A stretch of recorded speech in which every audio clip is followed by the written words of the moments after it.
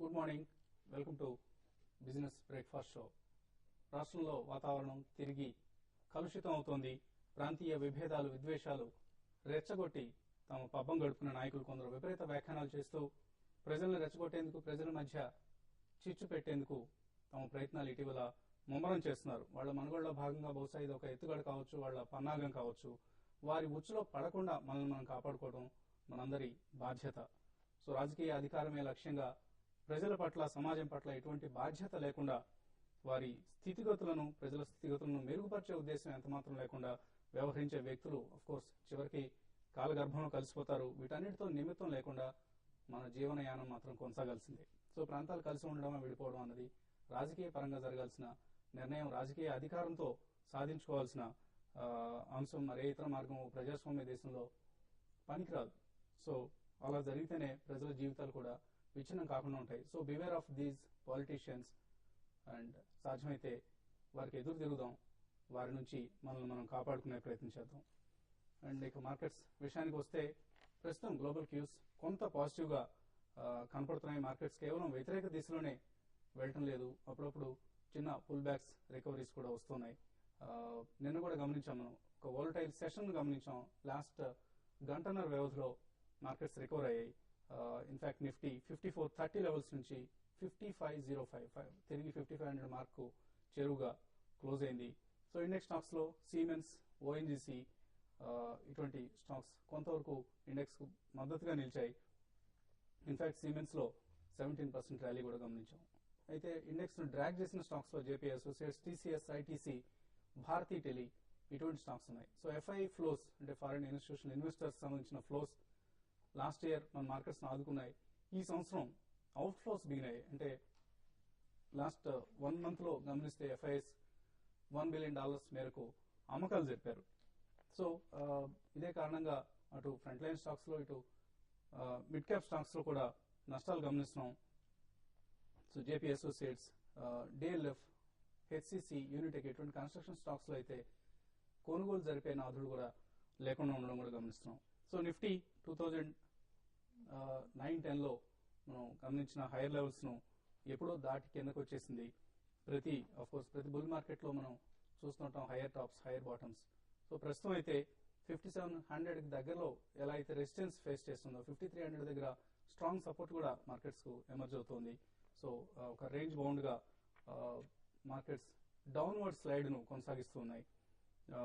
So ఈ ఇంకా corporate results season కొద్దిగా మిగిలి ఉన్నాయి. ఫ్యాగ్ ఎండ్ వచ్చేసాం మనం. సో ఎన్ఎండిసి, గ్లెన్మార్క్ ఇవాళ Q3 రిజల్ట్స్ ప్రకటించబోతున్నాయి. అలాగే నిన్న బ్యాంక్ స్టాక్స్, బ్యాంకుల్లో కెనరా బ్యాంక్ కావచ్చు, లేదా సెంట్రల్ బ్యాంక్ కావచ్చు, ఆంధ్ర బ్యాంక్ ఇటువంటి బ్యాంక్స్ అన్ని కూడా చక్కటి రిజల్ట్స్ ను Q3కి సంబంధించి సాటిస్ఫాక్టరీ రిజల్ట్స్ ఇవ్వడం జరిగింది. So Cummins, Crompton Greaves, L&T, NMDC, Glenmark pharma, BHEL ఇవి ఇవాళ స్టాక్స్ టు వాచ్ లిస్ట్ లో పెట్టుకోవాల్సిన స్క్రిప్ట్స్ లిస్ట్ లో మనం యాడ్ చేసుకోవచ్చు. ఇక మార్కెట్ సంబంధించిన మరిన్ని అంశాలపై ప్రస్తుతం మనతో మాట్లాడేందుకు అనలిస్ట్ సుందర్ గారు, అలాగే రామ్ ప్రకాష్ ఇద్దరు సిద్ధంగా ఉన్నారు. సో మార్కెట్స్ నిన్న ఆల్మోస్ట్ ఫ్లాట్ గా క్లోజ్ అయ్యాయి. ఇవాళ ఎటువంటి ట్రెండ్ ఎక్స్పెక్ట్ చేయొచ్చు? నిన్న ఫ్లాట్ గా క్లోజ్ చేసినట్టు చూస్తే, క్లోజ్ అయినా కూడా బట్ ఓవరాల్ గా బార్ చూస్తే కనుక లో నుంచి మైనస్ నుంచి చాలా స్ట్రాంగ్ గా డేస్ హై దగ్గర 5500 మనం అనుకున్న రెసిస్టెన్స్ పైన క్లోజ్ అయింది. దీన్ని బట్టి చూస్తే కనుక ట్రెండ్ ఇవాళ కొంచెం పాజిటివ్ గానే ఉండే అవకాశం ఉంది. సో హైయర్ లెవెల్లో కొంచెం కన్సాలిడేషన్ వస్తుంది. బట్ కాకపోతే ఈ చిన్న మైనర్ అప్ ట్రెండ్ అనేది మన ఒక షార్ట్ టర్మ్ అప్ ట్రెండ్ లోకి వెళ్తుందా లేదా అనేది మనం ఇంకా కొన్నాళ్ళు వేచి చూడాల్సింది. మార్కెట్ ఖచ్చితంగా ఈ లెవెల్లో కొంచెం షార్ట్ టర్మ్ కన్సాలిడేషన్ అవుతే తప్ప మార్కెట్ ఒక రిలీఫ్ ర్యాలీలోకి వచ్చిందని మనం చెప్పలేము. సో బహుశా ఈ 2-3 రోజులు 5500 పైన క్లోజ్ అయితే కనుక మార్కెట్ అప్ ట్రెండ్ లోకి వెళ్లే అవకాశం కనిపిస్తుంది. 57 వరకు వెళ్లే అవకాశం కనిపిస్తుంది. ఇక ఇవాళకి ఇంట్రాడే ట్రేడింగ్ చూస్తే కనుక ఫ్లాట్ గా కొంచెం అట్లీస్ట్ కొంచెం పాజిటివ్ గానే ఓపెన్ అయ్యే అవకాశం కనిపిస్తుంది. ఏమాత్రం 5520 పైన నిలబడితే కనుక లాంగ్ పొజిషన్ అటెంప్ట్ చేయొచ్చు 5550 వరకు టార్గెట్ తోటి. ఏమాత్రం 5500 దగ్గర విఫలమయ్యి దాని కిందే కనుక ఒక ఫ్యూ మినిట్స్ ట్రేడ్ అవుతే కనుక ఇంట్రాడే వీక్నెస్ ఎక్స్పెక్ట్ చేయొచ్చు. అన్లెస్ 5500 కింద ట్రేడ్ అవుతే తప్ప షార్ట్ పొజిషన్ ఎట్టి పరిస్థితుల్లోనూ అటెంప్ట్ చేయకూడదు. ఆ షార్ట్ కూడా జస్ట్ ఒక 20-30 పాయింట్స్ వస్తుంది. మార్కెట్ నా ఉద్దేశం నెక్స్ట్ 2-3 డేస్ ఈ లెవెల్లో కొంచెం కన్సాలిడేషన్ అవకాశం ఉంది. ఇక స్పెసిఫిక్ సెక్టర్ చూస్తే కనుక ఐటీ స్ట్రాంగ్ గా కనిపిస్తుంది. మిడ్ క్యాప్ ఐటీలో పాజిటివ్ ఉంది. అలాగే బ్యాంక్స్ అన్ని UCO Bank, Dena Bank, Andhra Bank last 1 week గా కన్సాలిడేషన్ తీసుకుని ఈ లెవెల్లో కొంచెం సపోర్ట్ ఫామ్ అయ్యి కొంచెం ఒక మైనర్ అప్ ట్రెండ్ లోకి వెళ్లేటానికి సిద్ధంగా కనిపిస్తుంది.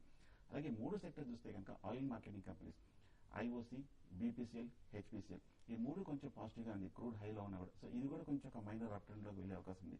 సో బట్ మార్కెట్ ఏదైనా సరే ఒక కాషియస్ బై అటెంప్ట్ చేయొచ్చు, కానీ ఒక స్ట్రాంగ్ సేఫ్ అప్ ట్రెండ్లోకి వెళ్తుందని ఇంకా అప్పుడే చెప్పలేము. 2-3 రోజులు కన్సాలిడేషన్ పెట్టే అవకాశం కనిపిస్తుంది. ఓకే అండి. అలాగే వాల్యూ రీసెర్చ్ మ్యూచువల్ ఫండ్ సంబంధించిన ఎక్స్టెన్సివ్ రీసెర్చ్ జరిపే సంస్థ ఇది. సో ఈ సంస్థ ఒక మంత్లీ మ్యాగజైన్ కూడా మ్యూచువల్ ఫండ్ సంబంధించి నిర్వహిస్తుంది. దీనిలో భాగంగానే మ్యూచువల్ ఫండ్ ఇయర్ బుక్ 2011 ఈ పుస్తకాన్ని వాల్యూ రీసెర్చ్ జారీ చేసింది, మార్కెట్లో ప్రవేశపెట్టింది. సో ఈ రిపోర్ట్ చాలా ఎక్స్టెన్సివ్ గా ఉంది, చాలా యూస్ఫుల్ ఇన్ఫర్మేషన్ ఉంది. అయితే కొంచెం ప్రైస్ ఎక్స్పెన్సివ్ గా కనిపిస్తుంది, 495 rupees. So mutual fund year book, ఇందులో 74 ఫండ్స్ ను వాల్యూ రీసెర్చ్ అనలిస్ట్ సెలెక్ట్ చేసి వాటికి సంబంధించిన పూర్తి విశ్లేషణ, ఒక పేజీలో పూర్తి విశ్లేషణ ఇవ్వడం సాధ్యపడదు, బట్ సాధ్యమైనంత వరకు ఎక్స్టెన్సివ్ గా ఇన్ఫర్మేషన్ ఇచ్చారు. లాస్ట్ క్వార్టర్లీ రిటర్న్స్ ఎలా ఉన్నాయి, అలాగే ట్రైలింగ్ రిటర్న్స్ అంటే 3 months లో ఈ ఫండ్ ఎంత రిటర్న్ ఇచ్చింది, 6 months లో ఎంత ఇచ్చింది, 1 year లో ఎంత ఇచ్చింది, అలాగే 10 years లో ఎంత రిటర్న్ ఇచ్చింది, ఇవన్నీ కూడా మనకు చాలా useful analysis. Top sector weights ఎలా ఉన్నాయి, హోల్డింగ్స్ ఏంటి, ఏ ఫండ్ లో ఎటువంటి హోల్డింగ్స్ ఉన్నాయి, ఇటువంటి ఇన్ఫర్మేషన్ అంతా ఇందులో ఇవ్వడం జరిగింది. అఫ్ కోర్స్ మంత్లీ మ్యాగజైన్ లో కూడా చాలా వరకు దొరుకుతుంది ఇన్ఫర్మేషన్, బట్ ఇంత కాంప్రహెన్సివ్ ఇన్ఫర్మేషన్ అందులో ఇవ్వరు. సో తప్పకుండా ఈ బుక్ ను కొనుగోలు చేసే ప్రయత్నం చేయండి. అలాగే mutual fund expert Ram Prakash గారు కూడా ఉన్నారు. సో చదువుతారు మీరు ఈ బుక్, ఎటువంటి ఇన్ఫర్మేషన్, యూస్ఫుల్ ఇన్ఫర్మేషన్ ఇన్వెస్టర్స్ ఉంది ఇందులో? చాలా యూస్ఫుల్ అండి. I think very extensive and probably indicate మీ కాన్సైజ్ గా ఒక క్లియర్ కట్ గా ఏ స్టాక్స్, ఏ టాప్ హోల్డింగ్స్ అన్ని ఇస్తుంది. So it's a good reference book.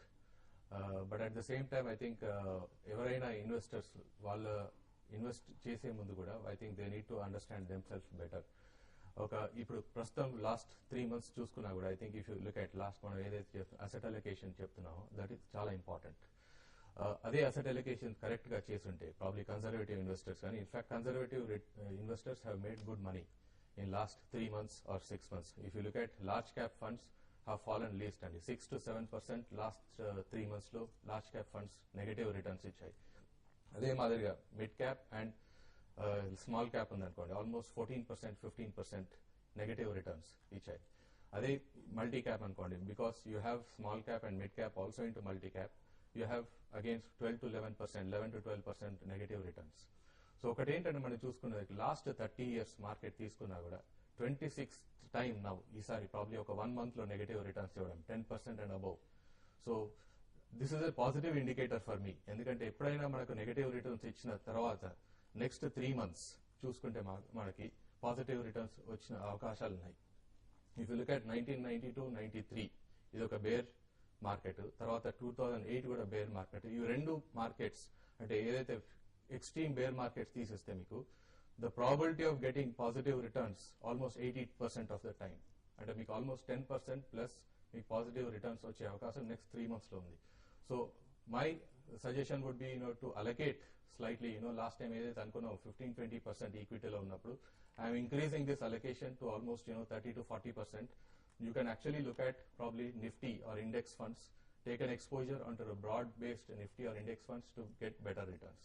So I would look at this as a negative market as with a positive, view, and look at, probably taking better returns from this market next 3 months. So stay invested, increase your allocation slowly to equity, and then get better returns in next 3 months. Okay అండి. అలాగే కొంతమంది callers ప్రస్తుతం line లో ఉన్నారు. గుంటూరు నుంచి వేణుగోపాల్ గారు చెప్పండి. Hello చెప్పండి వేణు గారు. సార్ నా పేరు వేణుగోపాల్ సార్. హలో చెప్పండి, వినపడుతుంది. ఎస్ఆర్ ఉన్నాయి సార్, నా 250 ఉన్నాయి సార్. ఇదండి ఎస్ఆర్ రాయిలా? సార్ ఎడ్యుకేషన్ చదివారు sir. Edserv SR sir. Okay అండి. 250 ఉంచుకోమంటారా లేదా చేయమంటారా, యావరేజ్ చేయమంటారా?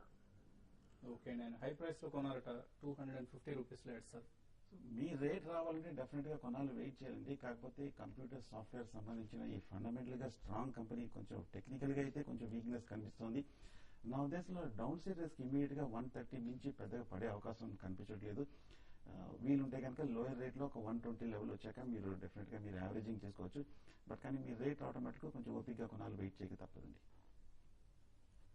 ఓకే అండి, ఇప్పుడు చిన్న బ్రేక్ తీసుకున్నాం.